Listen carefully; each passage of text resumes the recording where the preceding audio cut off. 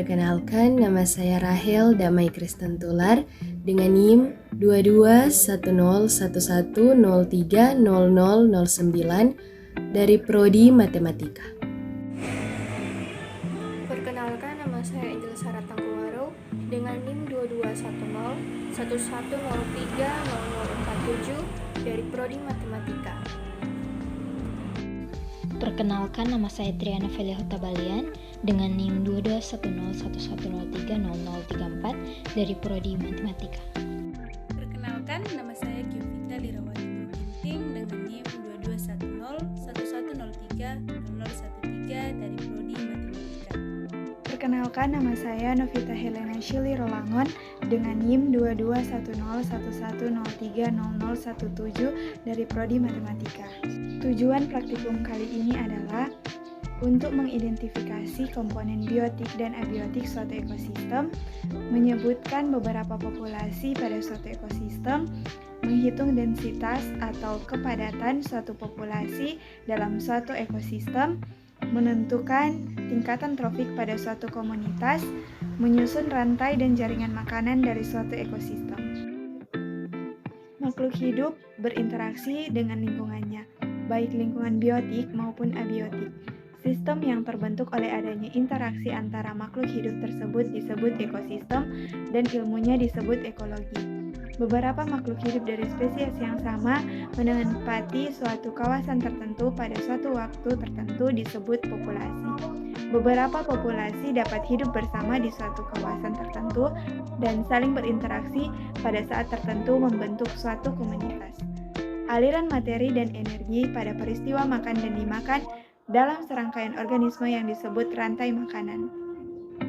Dari konsep rantai makanan tersebut bergambar suatu tingkatan trofik, yaitu produsen berupa tumbuhan hijau dan alga, konsumen herbivora, karnivora. Konsumen primer berupa herbivora, konsumen sekunder berupa karnivora pemakan herbivora, konsumen tersier berupa karnivora pemakan karnivora lain. Dekomposer berupa bakteri dan jamur. Alat dan bahan yang digunakan berupa alat tulis-menulis dan lapangan. Cara kerja praktikum kali ini yang pertama menentukan lokasi pengamatan, kemudian menentukan luas area pengamatan, selanjutnya mencatat semua komponen biotik dan abiotik di area pengamatan, selanjutnya mencatat semua populasi pada komunitas di area pengamatan, kemudian menghitung kepadatan populasi dari beberapa populasi yang diamati dan menentukan pola penyebarannya. Kemudian mengklasifikasikan semua populasi dalam kategori-kategori berikut: produsen, konsumen primer, konsumen sekunder, konsumen tersier, dan dekomposer. Kemudian mengamati dan menggambarkan rantai dan jaringan makanan di area pengamatan, kemudian mencatat dan menggambar hasil pengamatan pada lembar hasil pengamatan. Saat ini saya akan membuat lahan untuk pengamatan.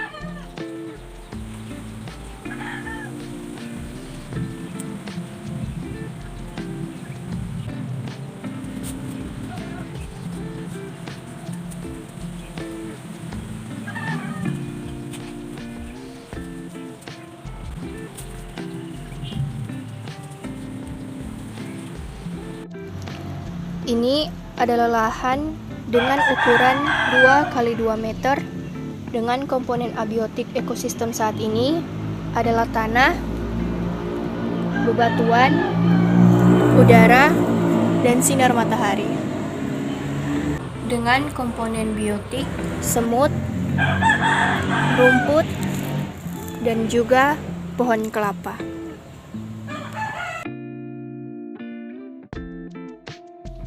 Kepadatan populasi dengan lahan 2 meter kali 2 meter hasilnya 4 meter persegi. Untuk spesies pertama 5 semut bagi 4 sama dengan 1,25 meter persegi. Untuk spesies 2, 1 pohon kelapa dibagi 4 sama dengan 0,25 meter persegi. Selanjutnya kita membahas tentang populasi. Populasi merupakan sekelompok individu yang memiliki ciri-ciri yang sama dan memiliki tempat tinggal yang sama dan memiliki kemampuan untuk bereproduksi dengan sesamanya. Nah, di sini kita akan membahas tentang produsen, konsumen primer, sekunder, dan tersier beserta dekomposer. Nah, di sini saya telah sampai di tempat padi.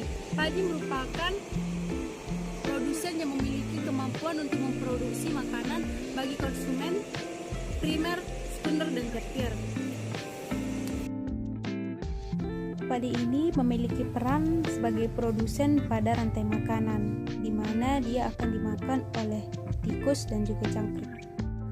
Nah, dapat kita lihat di sini kita telah melihat adalah cangkrik dan juga tikus, di mana mereka ini merupakan konsumen tingkat primer atau konsumen tingkat 1. Selanjutnya organisme dengan tingkat trofi atau berada di urutan ketiga yaitu konsumen sekunder atau lebih tepatnya konsumen tingkat 2. Nah, konsumen tingkat 2 biasanya adalah hewan-hewan karnivora atau pemakan daging. Contohnya seperti burung pipit yang memakan jangkrik dan ular yang memakan tikus. Nah, mereka inilah yang menjadi konsumen tingkat 2. Terakhir ada konsumen tersier. Konsumen tersier adalah makhluk hidup yang memakan makhluk hidup di tingkat konsumen sekunder. Nah, di sini saya telah menunjukkan gambar burung elang. Burung elang ini memiliki posisi di konsumen tersier. Dia memakan ular yang berada di tingkat konsumen sekunder. Ini merupakan di sini kita telah menemukan jamur. Jamur ini berperan sebagai dekomposer. Dia berperan sebagai pengurai bahan organik. Nah, dalam hal ini jamur akan melakukan proses penguraian atau dekomposisi bahan organik untuk mempercepat siklus materi dalam ekosistem hutan. Pada saat ini saya akan menjelaskan tentang jaring-jaring makanan yang ada di danau. Untuk lokasi yang saya ambil berada di Danau Tondano. Pertama ada lumut yang berada pada akar tumbuhan eceng gondok dan rumput liar. Lumut ini kemudian akan dimakan oleh ikan-ikan kecil. Kemudian terdapat jentik-jentik nyamuk. Jentik-jentik nyamuk ini akan memakan mikroorganisme dan sisa-sisa makanan yang terdapat di dalam air. Kemudian jentik-jentik ini nantinya akan dimakan oleh capung dan ikan-ikan kecil. Kemudian terdapat juga ikan-ikan besar dan ikan-ikan besar ini akan memakan ikan-ikan kecil dan capung. Lalu ikan-ikan besar ini akan dimakan oleh burung bangau. Pembahasan bagian A. Hasil yang didapatkan pada praktikum ini menunjukkan komponen biotik dan abiotik yang berada di lokasi yang diamati. Dari praktikum ini, kita juga bisa mengetahui populasi dan juga menghitung kepadatan dari populasi tersebut. Selain itu, kita bisa menyusun rantai makanan dan jaring-jaring makanan yang terjadi pada lokasi yang diamati. Terima kasih. Pembahasan bagian B. Apa yang dimaksud dengan populasi, komunitas, dan ekosistem? Populasi merupakan sekelompok orang dengan ciri seragam atau spesies yang hidup di tempat yang sama serta mempunyai keahlian buat mereproduksi antara diri mereka sendiri. Komunitas. Komunitas adalah kelompok organisme yang hidup dan saling berinteraksi di dalam daerah tertentu. Ekosistem. Ekosistem adalah suatu sistem ekologi yang terbentuk dari proses reaksi timbal balik antara makhluk hidup dengan lingkungannya. Selanjutnya merupakan saling ketergantungan antara komponen pembentuk ekosistem. Ekosistem merupakan suatu kesatuan hubungan timbal balik antara makhluk hidup dengan lingkungan sekitarnya. Saling ketergantungan antara komponen penyusun ekosistem disebut juga interdependensi. Ketergantungan antara komponen-komponen penyusun ekosistem dapat terjadi antara komponen biotik dan abiotik, serta ketergantungan antara komponen biotik. Komponen biotik adalah semua makhluk hidup yang terdapat dalam sebuah ekosistem, baik itu hewan, tumbuhan, bahkan makhluk mikroskopik seperti bakteri. Biasanya, komponen biotik ini ditentukan dengan bagaimana mereka hidup dan mencari makanan. Selanjutnya ada komponen yang tidak hidup atau komponen abiotik.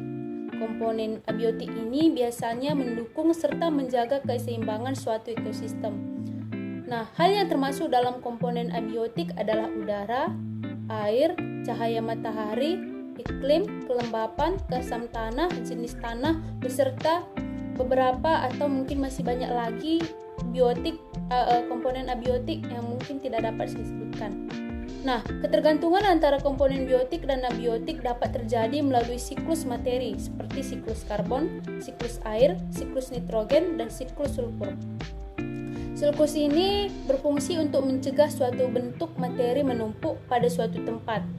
Selain siklus materi, hubungan antara organisme dengan lingkungannya menyebabkan terjadinya aliran energi dalam sistem itu.